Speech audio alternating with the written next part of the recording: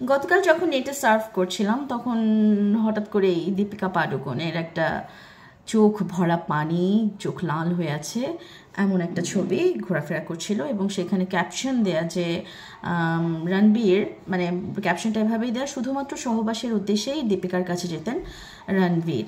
এবং দীপিকা সেখানে বলেছেন যে উনি যতবারই রণবীর এসেছেন, রণবীর কাপুর এসেছেন, উনি অ্যাকসেপ্ট করেছেন এবং এটাই তার উদ্দেশ্য ছিল। এটা বুঝতে তার অনেক সময় লেগেছে এবং যেটাতে পরে তিনি ট্রমাটাইজড হন এবং এই সম্পর্কটার যে রেশটা তার ভেতরে ছিল সেটা নিয়ে তাকে অনেক সাফার করতে হয়। তিনি অনেক কষ্ট পান, অনেক কান্নাকাটি করেন, অনেক মানসিক ক্ষতি হবার পরে উনি আসলে হিলড হন। এখন ব্যাপারটা যেটা হচ্ছে সেটা হচ্ছে যে আসলে আমরা একটা সম্পর্কে যখন জড়াই তখন একজন মানুষ আরেকজন মানুষের কাছে কি চাই, এই কি চাই এই প্রশ্নটাই আমরা যেন মানে ঠিক ক্লিয়ার করতে পারি না। আমরা আসলে বোঝাতে পারি না যে তোমার কাছ থেকে চাওয়া আমার এটাই। রণবীরের যদি চাওয়া থাকে শুধুমাত্র ফিজিক্যাল ইন্টিমেসি, তাহলে সেটা উনি দীপিকাকে ক্লিয়ার করেননি। দীপিকার যদি চাওয়া থাকে ইমোশনাল ইন্টিমেসি, ইমোশনাল সাপোর্ট বা লাইফ পার্টনার, হ্যাঁ, সেটা উনি হয়তো যেই পর্যায়ে আই লাভ ইউ বলা বলির পর্যায়টা ছিল সেই পর্যায়ে সেটা বলা বলি হয়ে যাওয়ার পর উনি এটাকেই ভেবে নিয়েছেন। কিন্তু টাইম টু টাইম রিলেশনশিপের ক্ষেত্রে যে চাহিদাগুলো, চাওয়াগুলো, সেগুলো যে ক্লিয়ার রাখতে হয় সেই ব্যাপারটাই এই সম্পর্কটার মধ্যে একটা গ্যাপ হয়ে গিয়েছিল বলেই আমার কাছে মনে হয়। রণবীর হয়তো খোলাখুলি বলেননি দীপিকাকে যে দীপিকা আমি শুধু তোমার কাছে ফিজিক্যাল ইন্টিমেসিই চাই, এবং দীপিকাও বলেননি আমি তোমার কাছে ফিজিক্যাল ইন্টিমেসির চেয়েও আরও অনেক বেশি কিছু চাই। এবং সেখানে কিন্তু কেওয়াজটা হয়ে গেছে। দেখুন, আমরা যখন পরস্পরের কাছাকাছি আসি এক একজনের এক এক রকমের ইচ্ছা থাকতে পারে, এক এক রকম, কেউ বিয়ের উদ্দেশ্যে আসতে পারে, কেউ প্রেমের উদ্দেশ্যে আসতে পারে, কেউ শুধুমাত্র টাইম পাসের জন্য আসতে পারে, কেউ ইমোশনাল সাপোর্টের জন্য আসতে পারে, কারো লোনলিনেস কাটানোর জন্য সে আপনার কাছে আসতে পারে বা আপনি তার কাছে যেতে পারেন। কিন্তু আপনার পয়েন্টটা ক্লিয়ার করতে হবে। ধরুন আপনি শুধুমাত্র লোনলিনেস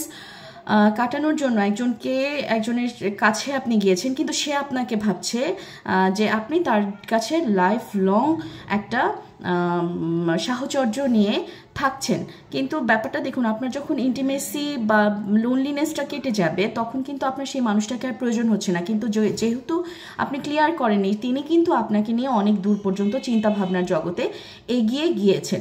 তো ব্যাপারটা হচ্ছে যখনই কোনো রিলেশনশিপে আপনারা যাবেন, আপনারা কি চাইছেন সেই সম্পর্কে, সেই ব্যাপারটাকে আপনাদের ক্লিয়ার করতে হবে নিজের কাছে এবং অপর মানুষটির কাছে। আপনি যদি লোনলিনেস কাটানোর জন্য তার কাছে গিয়ে থাকেন তাহলে সেটা বলতে হবে যে আমার একাকিত্ব দূর করার জন্য আমার তোমাকে প্রয়োজন। আপনি যদি ফিজিক্যাল ইন্টিমেসি দরকার হয় বলবেন আপনি যে আমি এই সম্পর্কটা থেকে শুধুমাত্র ফিজিক্যাল ইন্টিমেসি চাই।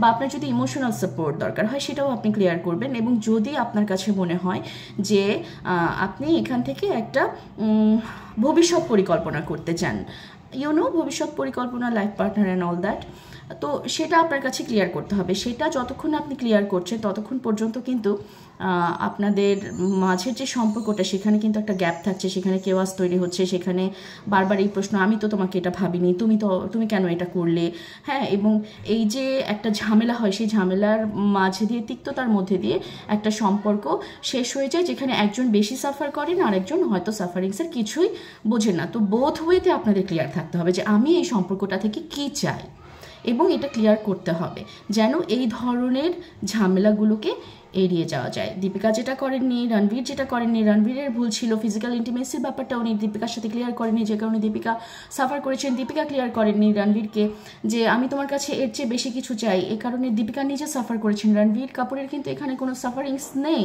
সো খামাখা ইমোশন কোথায় কতটুকু ইনভেস্ট করবেন এই ব্যাপারে আপনাদেরকে খুবই ক্লিয়ার থাকতে হবে।